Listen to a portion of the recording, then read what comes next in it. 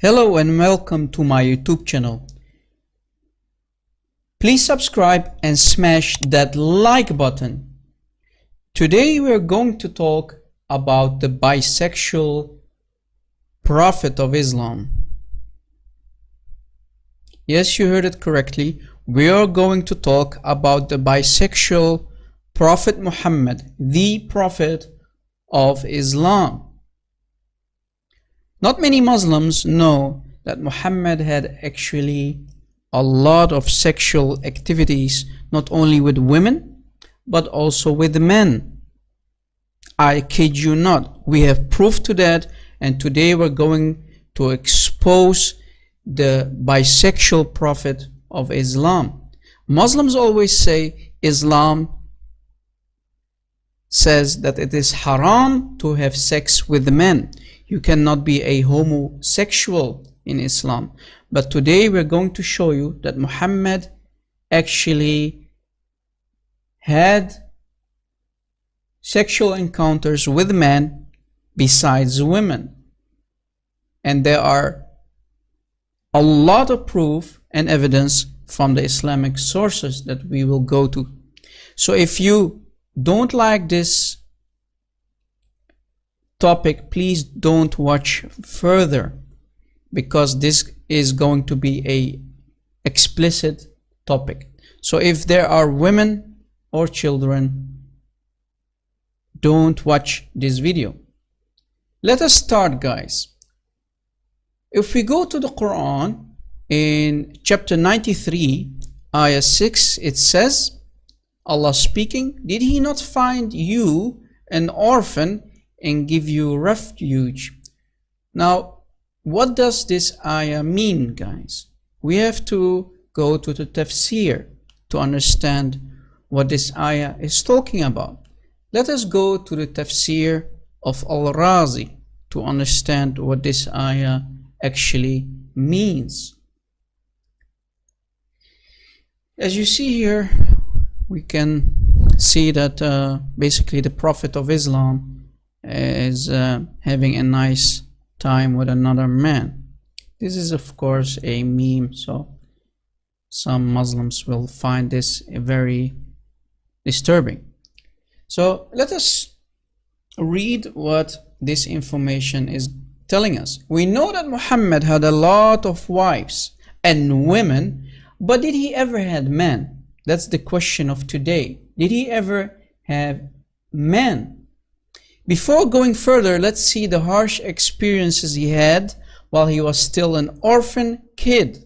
Because remember, if we go to the Sirah Nabawiyah by Ibn Hisham, we can understand that Amina died when Muhammad was really young, and Muhammad became an orphan because his dad was already dead. And according to the Islamic sources, Muhammad stayed in the belly of his mother for 4 years.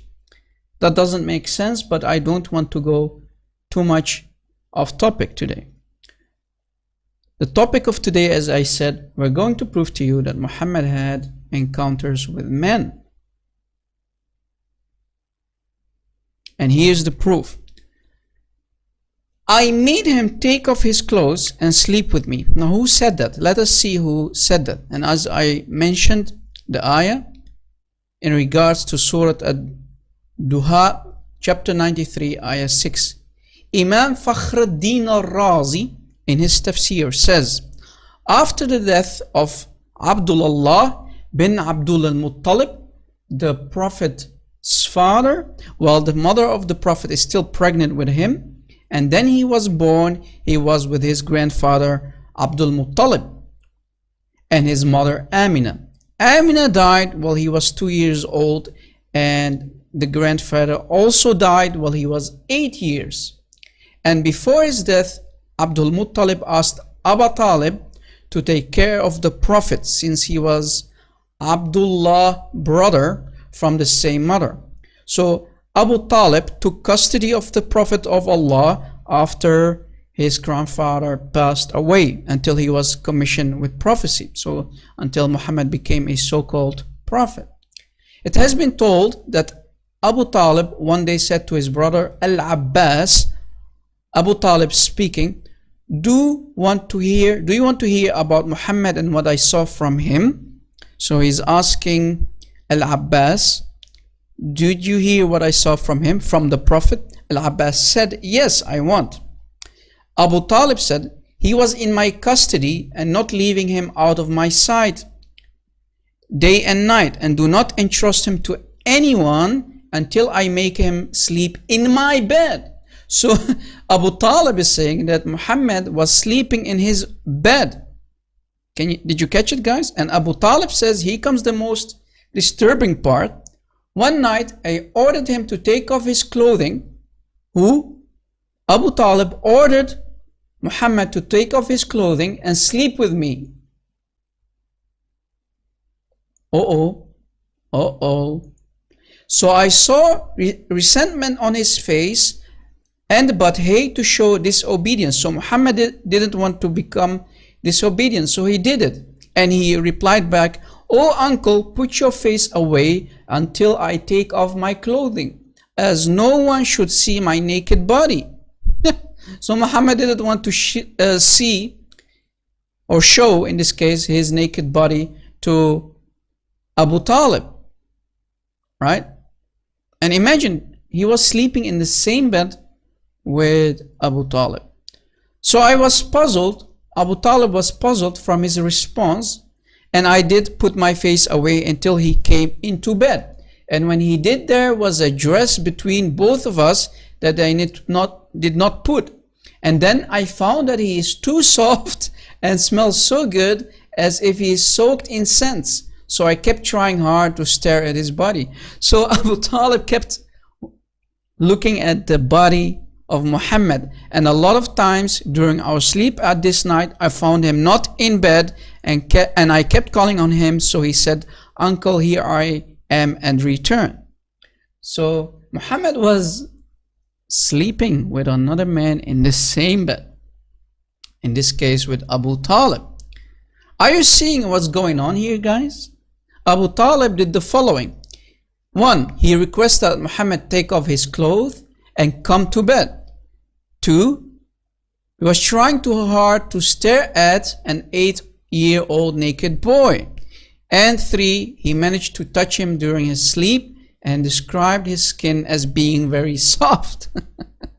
And 4. He was obviously enjoying the presence of a naked boy, as he kept smelling, staring, and touching him.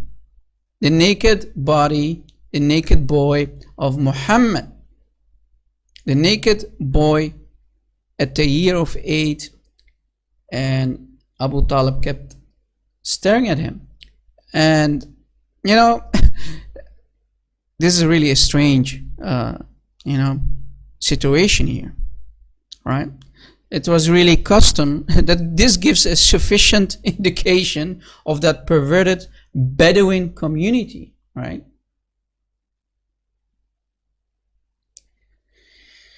So let us continue. And there's even much more disturbing facts. Muhammad was actually raped by his cousin. Yes, you heard it correctly. Muhammad said, "My cousin raped me." Let me show you. Meanwhile, Muhammad, his own uncle Abu Talib, only touched him. We found that Muhammad claimed that he was raped by his own cousin Abu Sufyan ibn Harith bin Abdul Muttalib. So his own cousin raped him. And before presenting the evidence, let us examine the Arabic expression used. هتك عرضي من هتك العرض. هتك عرضي. هتك عرضي. هتك عرضي. Coming from هتك العرض. Let us see how it will be translated in a translation engine like Google Translate. What does this mean? If we post the Arabic two words, هتك العرض, هتك العرض, it means rape. Did you catch it, guys? This is Google Translate. هتك العرض means rape. Yes, exactly. Thank you. It means rape. Did you catch it, guys? So Muhammad was actually raped. And let us go to the Islamic sources, not my sources, Muslims. It's your Islamic sources. This is from the Islamic source, Al-Sira Al-Nabawiyya, in the Sira of Ibn Hisham, about the life of Muhammad, the biography, early biography of Muhammad. Al-Sira Nabawiyya, you can go and find it yourself.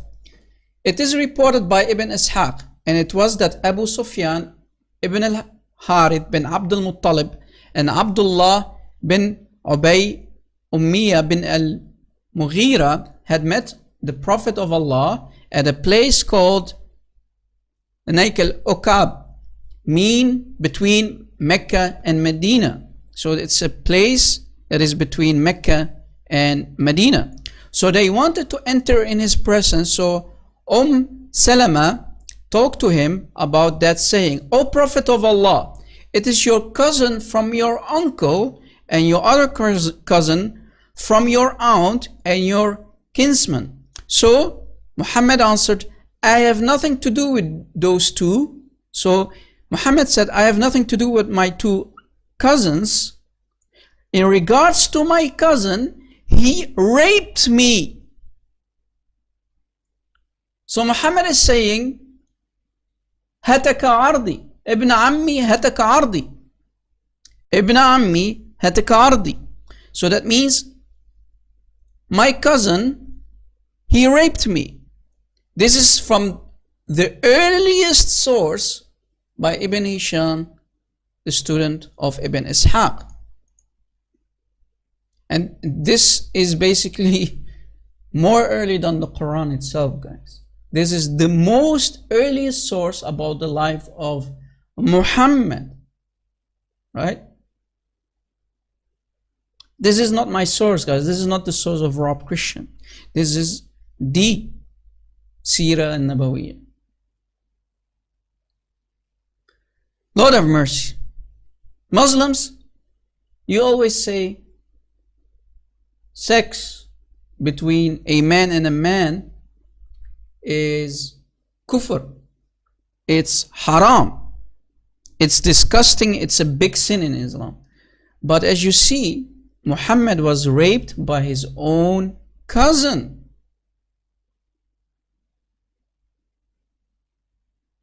Did you catch it? Uh-oh. What are you going to do with this, Muslims? How many Muslims actually know about this? That the Prophet of Islam was raped by his own cousin. And this is also here the source in the Arabic.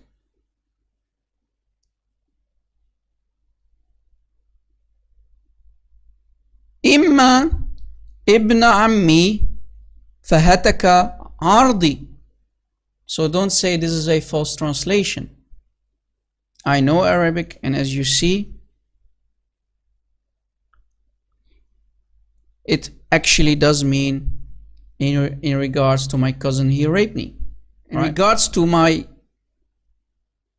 cousin, the son of my uncle, my cousin, fahataka ardi, he raped me.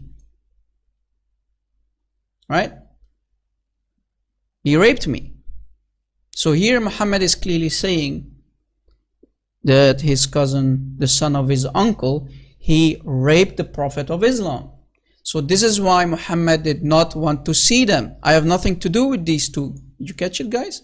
Because when he was young, they raped him.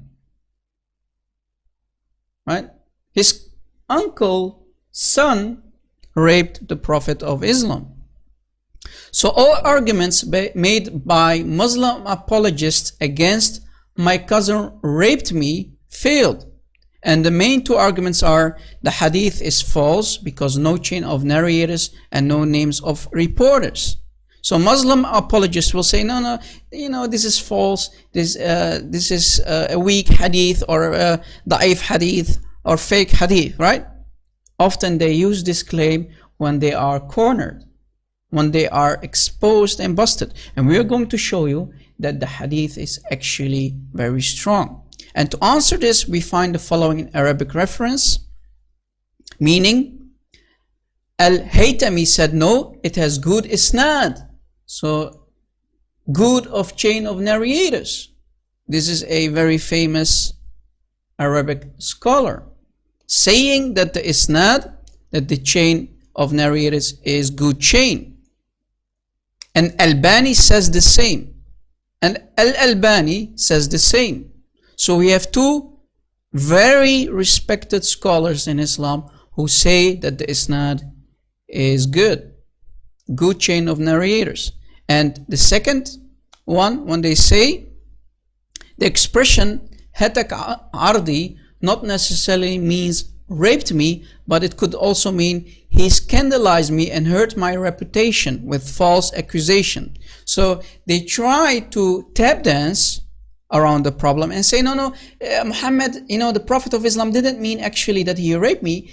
Basically, it means that he made my name black, or basically they were saying bad stuff about me, giving me a bad reputation.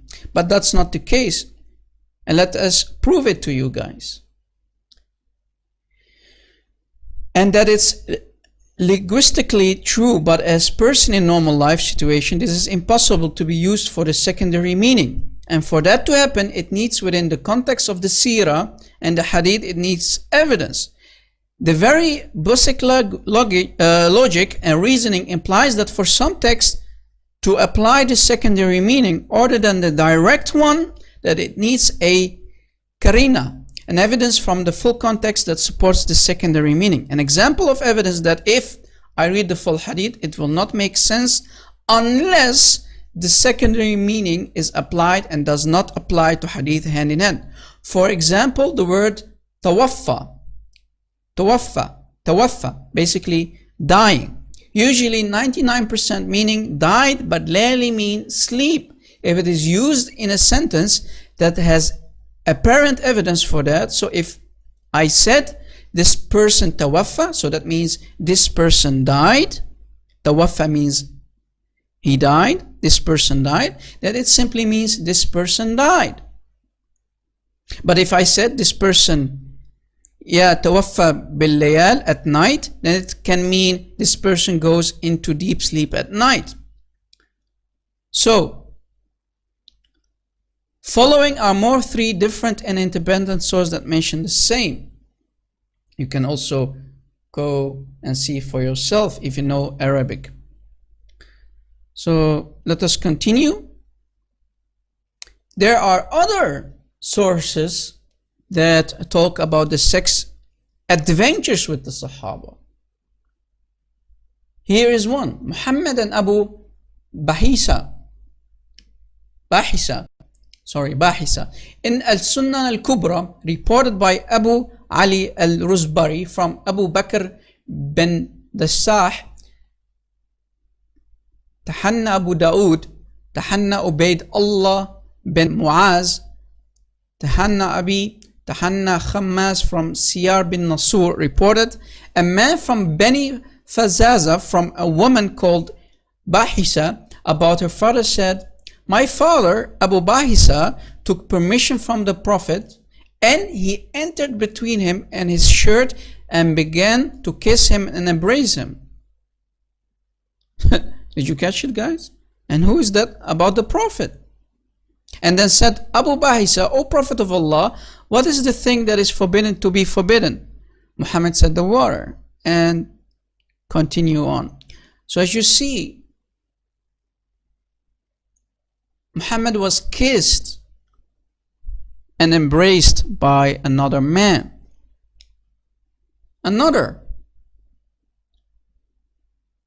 As you see, another strange activity between the Prophet of Islam with another man, in this case a Sahaba or Sahabi.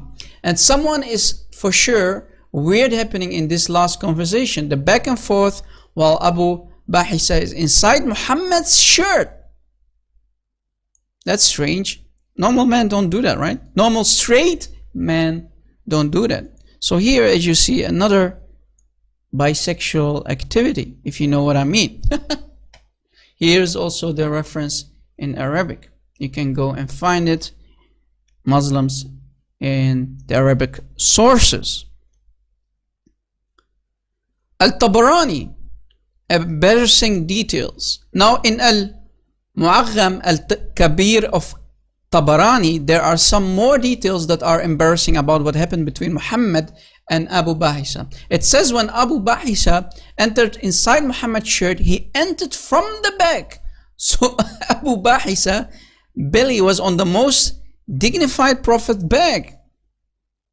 So he was standing behind Muhammad and he was basically humping him, so to speak. And it also says Abu Bahisa kept rubbing his chest on Muhammad back and then mentions the same forbidden water, salt, spice it up conversation.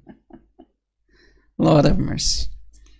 And here's again the Arabic reference. You can go and find it for yourself. Also on this website, islamweb.net, a very known website. Muhammad and Osama bin Zayd in Sunan ibn Majah, hadith number 1976. In Sunan ibn Majah, hadith number 1976, reported by Abu Bakr bin Abi Sahiba from Shuraik from Al-Abbas bin Zuhair from she said, from Aisha, he said, Osama was trembled by the door step, so he hurt his forehead. So Rasulullah Muhammad said, remove the blood away. So she held him, and then Muhammad started to suck the blood away and spit it away from his face. So Muhammad was sucking the blood of the man's face.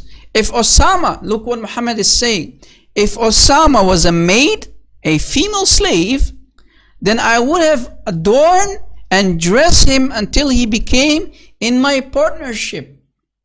So Muhammad would have basically had sexual relationship with a man, and Muhammad would have dressed him like a woman basically and would loved him.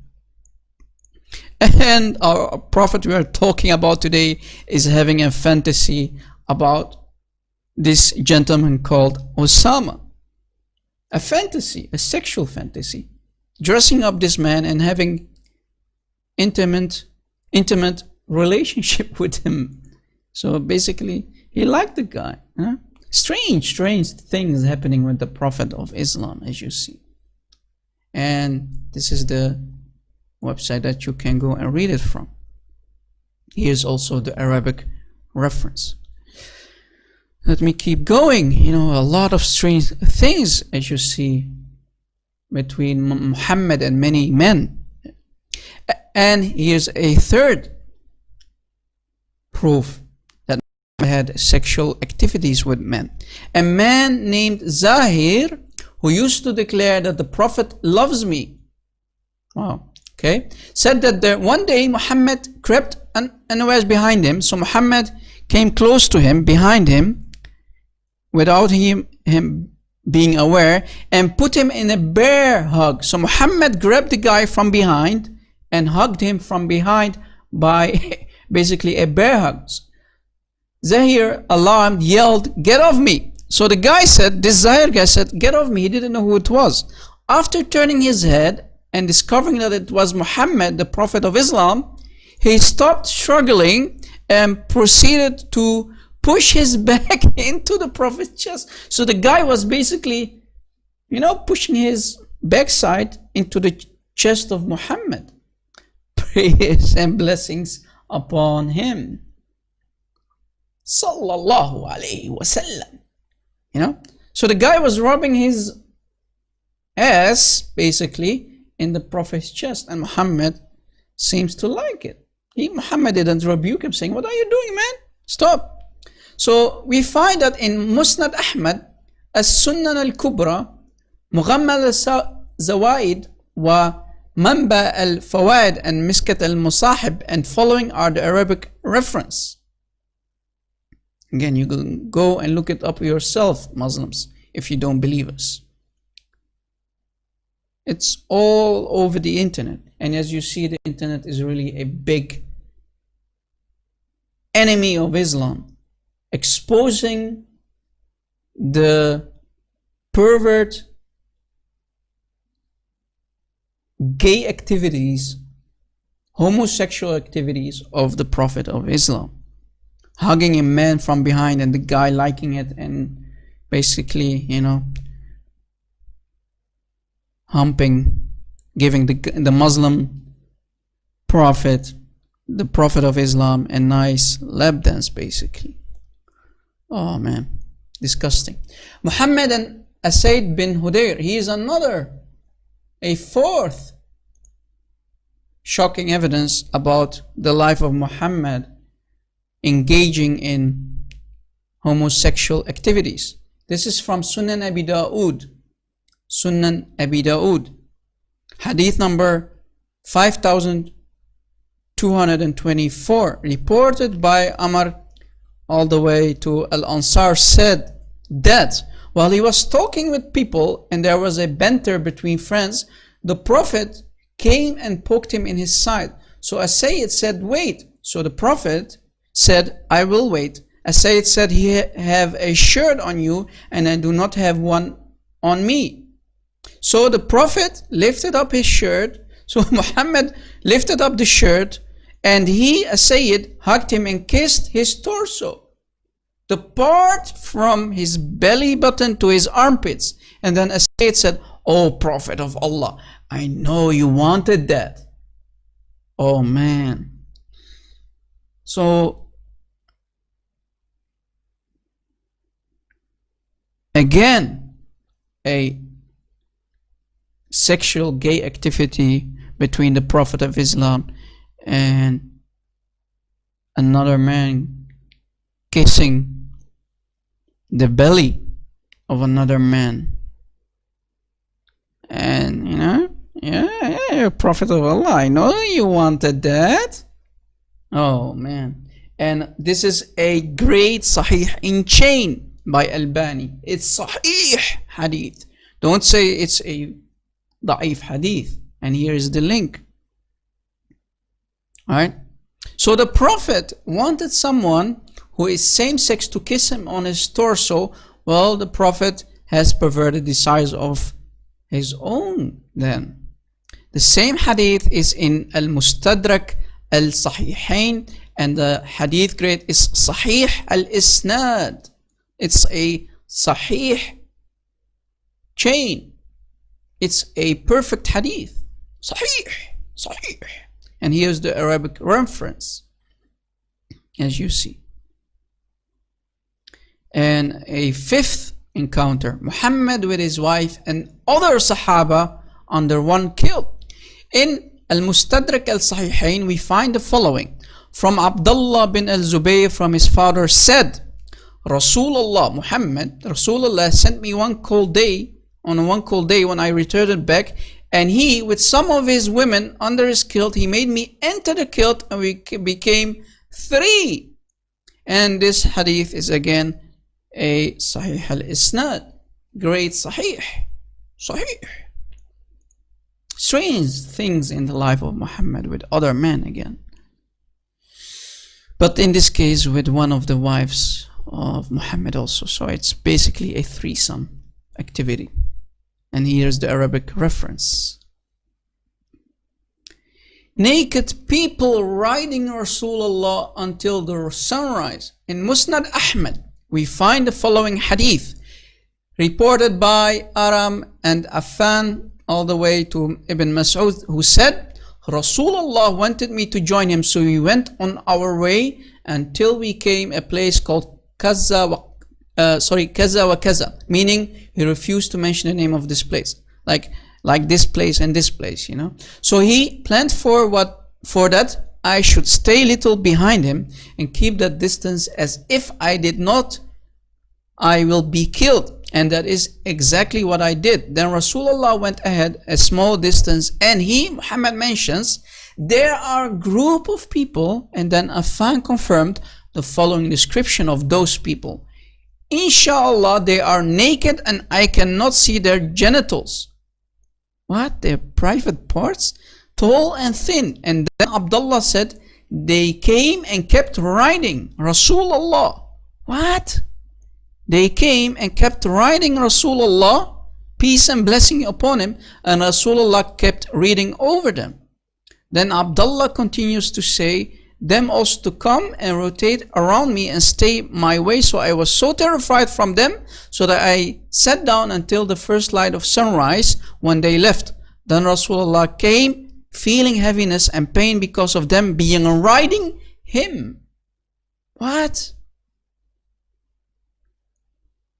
Lord have mercy. Now the hadith continues, and you find Muhammad trying to get out of that by saying that those naked people are angels in white robes. But then why did Abdullah saw them? So why did another guy saw them naked? So it was not only Muhammad who saw them, right? So another guy saw them. So they were basically not angels. They were other males. And why? He saw Muhammad reading Quran on them. And how come angels come as naked and right people? If you're going to say that those are angels. Naked angels? And ride Muhammad? Naked angels riding Muhammad? As you see, this must be demons, right? This must be, as Muslims claim they are, jinns. Jinns riding the Prophet of Islam? As you see, Muhammad was actually getting basically raped by the demon that was choking him in that cave. Iqra. Iqra ya Muhammad. So the so-called angel, we know it was a demon, but this so-called angel was forcing Muhammad to do things that he did not like. So maybe he was raping him in that cave. Allahu A'lam. Allah knows best. Now again, the hadith grade is Sahih al-Isnad. No way out of this hadith, my dear Muslim friends. The same hadith was also mentioned in Al-Turmudi, and other Islamic resources refer to the Arabic references. Here is the Arabic text, as you see in front of you. And this is the reference, and this is the link. You can go look it up yourself. Modern Imams following Muhammad's footsteps. There are also a lot of gay marriages today in Islam. I kid you not. It must be shocking for a lot of Muslims, but this is true. This Imam in Paris is same-sex married. He fully practiced Islam. He pray and even do hug and opened a mosque for gay Muslims, and he makes them marry the same sex. So there's a gay Imam in Paris who has his own praying place, who actually practicing Islam, and he marriages, as you see here, men with one another. Gays, gay marriages. And this is happening in a mosque, in a Muslim mosque, guys. Lord have mercy. And this is other imams doing the same in New York. You see two women, lesbian women, gay women, getting married in front of this imam, as you see in front of you. Beautiful, right? So Muslims, we have presented more than enough proof that Muhammad was actually raped by his cousin, by his own cousin. Ibn Ammi Hataka Ardi. And we showed you also the sexual activities of Muhammad with other men. So your prophet was nothing but a sexual pervert who had really a troubled youth, right? Childhood, basically, childhood, a really troubled childhood. And you know, when you encounter such things and you did have sexual activities, in this case with your cousin and your uncle Abu Talib, who we know Muhammad used to sleep with his uncle in the same bed. So Allahu A'lam what his uncle did to him, and his uncle Abu Talib was looking at his naked body, and he really liked his body, his naked body of the Prophet of Islam. So Lord knows what happened in that bed. And as we showed you, Muhammad from his own mouth saying, and I quote, quoting the Prophet of Islam, Ibn Ammi hataka ardi, my cousin, the son of my uncle, raped me. Muslims, I hope you really enjoyed this video. And as you saw, we showed you from very authentic Islamic sources that Muhammad had sexual activities, encounters with other men besides his many wives. Either you're going to accept these detailed facts about the life of your prophet, or you simply can leave Islam, and I want you to accept Jesus Christ, accept the truth, and leave this satanic cult, because Jesus is Lord and Muhammad is nothing but a gay, perverted, or in this case basically a bisexual fake prophet, a fake prophet, a prophet of Satan himself, doing nasty stuff with other men. Thank you for watching. Please download this video and spread it around. You can also translate it in other languages. Thank you for watching, and God bless.